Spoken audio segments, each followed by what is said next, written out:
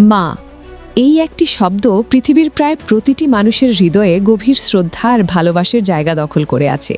মাকে নিয়ে সামান্য অপমানজনক কথা অনেক সময় মানুষের আবেগকে প্রচণ্ডভাবে নাড়া দেয়, আর সেই আবেগ যখন নিয়ন্ত্রণের বাইরে চলে যায় তখন ঘটে যেতে পারে অনাকাঙ্ক্ষিত ঘটনা।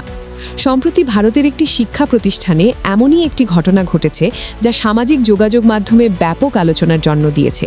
একটি শ্রেণীকক্ষে পাঠদান চলাকালীন হঠাৎ করেই এক ছাত্র নিজের শিক্ষকের উপর ক্ষিপ্ত হয়ে ওঠে। পরিস্থিতি এতটাই উত্তপ্ত হয়ে যায় যে শেষ পর্যন্ত সেই ছাত্র শিক্ষকের গায়ে হাত তুলে বসে।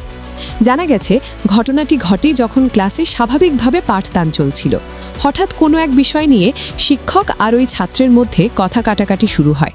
অভিযোগ রয়েছে, কথোপকথনের এক পর্যায়ে শিক্ষক নাকি ছাত্রটির মাকে নিয়ে কুরুচিপূর্ণ এবং আপত্তিকর মন্তব্য করেন।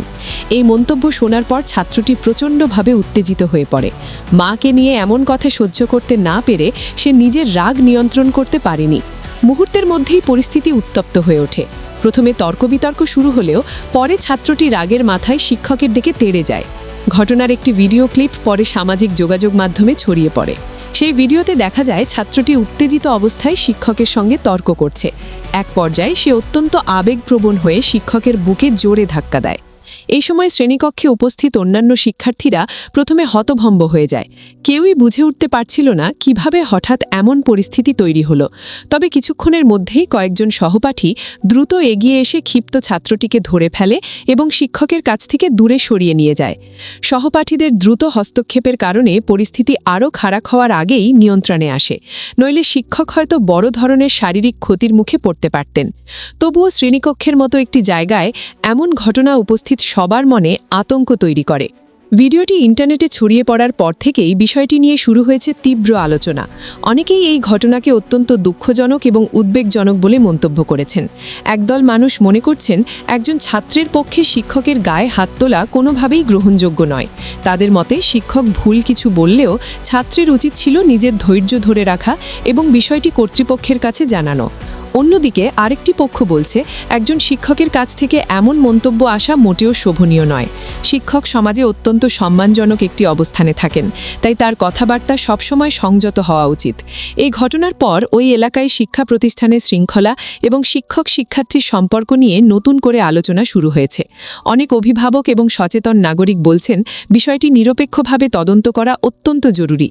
প্রথমেই খতিয়ে দেখা দরকার, সত্যিই কি শিক্ষক ওই ছাত্রের মাকে নিয়ে আপত্তিকর মন্তব্য করেছিলেন, নাকি এটি কোনো ভুল বোঝাবুঝির ফল। যদি অভিযোগ সত্য প্রমাণিত হয় তাহলে শিক্ষকের বিরুদ্ধে অবশ্যই প্রাতিষ্ঠানিক ব্যবস্থা নেওয়া উচিত। একই সঙ্গে ছাত্রটির আচরণও কোনোভাবেই সমর্থনযোগ্য নয় বলে মনে করছেন অনেকেই, কারণ সহিংসতা কখনো কোনো সমস্যার সমাধান হতে পারে না, বরং এটি পরিস্থিতিকে আরও জটিল করে তোলে। বিশেষজ্ঞদের মতে শিক্ষা প্রতিষ্ঠান হলো এমন একটি জায়গা যেখানে শুধু বইয়ের শিক্ষা নয়, মানুষ হওয়ার শিক্ষা দেওয়া হয়।